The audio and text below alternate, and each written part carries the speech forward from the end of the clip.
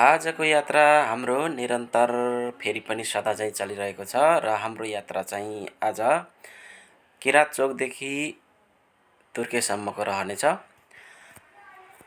बाटोघाटोमा देखिएका सम्पूर्ण संरचनाहरू, हाम्रा स्थानीय ठाउँहरू र त्यहाँ स्थायी बसोबास गर्नुहुने महानुभावहरूको घर आँगनबाट हामी तुर्केतर्फ गइरहेका छौँ। हाम्रो यात्रा यहाँबाट सुरु हुन्छ। यो चाहिँ किराँत चोक। तपाईँ देखिरहनु भएको छ खानेपानी ट्याङ्की। यहाँबाट चाहिँ फडनी, तुर्की, बुधबारे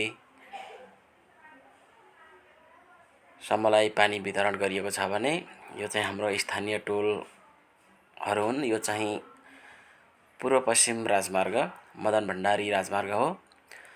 यो राजमार्ग चाहिँ चुरेको फेदीमा रहेको गाउँ बस्ती भएर पूर्व पश्चिम फैलिएको छ। हामी चाहिँ लेटाङबाट पश्चिमपट्टि रहेको किराँत चोकबाट हाम्रो यात्रा सुरु गरिरहेका छौँ। खासमा यो बाटो चाहिँ सिन्धुली काठमाडौँसम्म जोड्ने बाटो हो। अधिकांश बाटाहरू पूर्ण रूपमा सञ्चालन छन् भने लेटाङबाट पश्चिमपट्टि रहेको केही बाटोहरू चाहिँ भौगोलिक हिसाबले पुलहरू बनिसकेको छैन, त्यस कारणले गर्दाखेरि पूर्ण रूपमा सञ्चालन छैन। विशेष गरिकन यो बाटो लेटाङबाट पश्चिमपट्टि केराबारी, धरान हुँदै जाने बाटो हो। हामी चाहिँ यही गाउँघरमा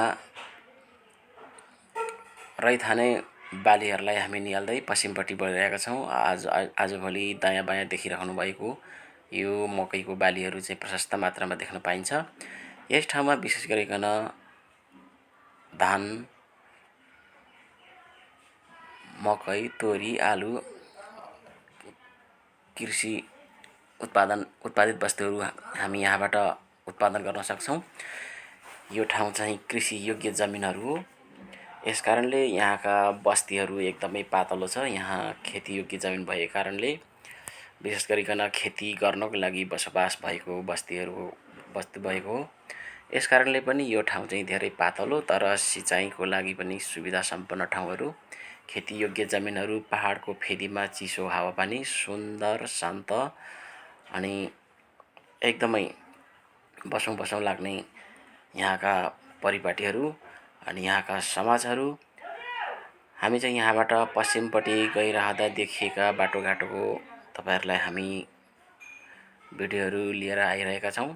हाम्रो भिडियोहरू तपाईहरुलाई कस्तो लाग्छ हेरेर कमेन्ट बक्समा सुझाव प्रतिक्रिया छोडिदिनु होला र हाम्रो च्यानलहरूलाई तपाईले सब्स्क्राइब गर्नुभएको छैन भने कृपया सब्स्क्राइब पनि गरिदिनु होला र आउँदा दिनहरूमा हामी यस्तै नयाँ भिडियोहरू, नयाँ ठाउँहरूको भिडियोहरू लिएर आउने छौँ र तपाईहरुलाई कस्तो लाग्छ हाम्रो भिडियो हेरेर सुझाव प्रतिक्रिया हाम्रो कमेन्ट बक्समा छोडिदिनु होला अनि लाइक, कमेन्ट र सब्स्क्राइब पनि गरिदिनु होला।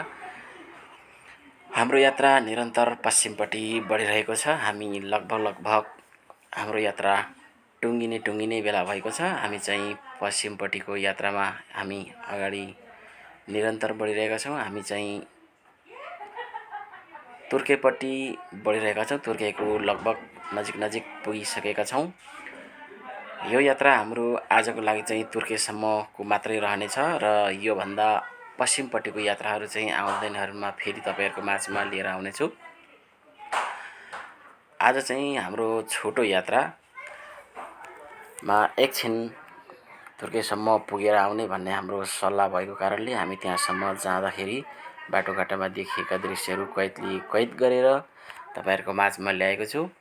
आउँदा दिनहरूमा पनि यस्तो भिडियोहरू लिएर आउने नै छु।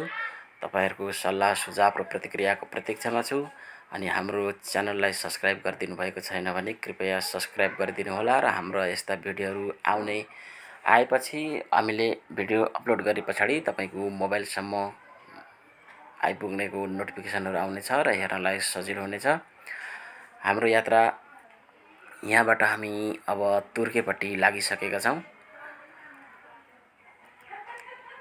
धोबी खैरेनी टोलहरूलाई हामी छिचोलेर अब चाहिँ तुर्के टोलमा हामी प्रवेश गर्नै लागेका छौँ र हाम्रो यात्रा पनि यहीँसम्मको मात्रै रहनेछ र हाम्रो यात्राहरू आजलाई यहीँ समाप्त भएको घोषणा गर्दै तपाईँहरूलाई पनि धेरै धेरै धन्यवाद दिँदै आउँदा दिनहरूमा तपाईँको सल्लाह सुझावको प्रतीक्षामा छौँ र हाम्रो च्यानलहरूलाई सब्सक्राइब गरिदिनुहोला र हेरिदिनुहोला भन्दै सबैलाई धन्यवाद दिँदै आजको लागि बाई बाई।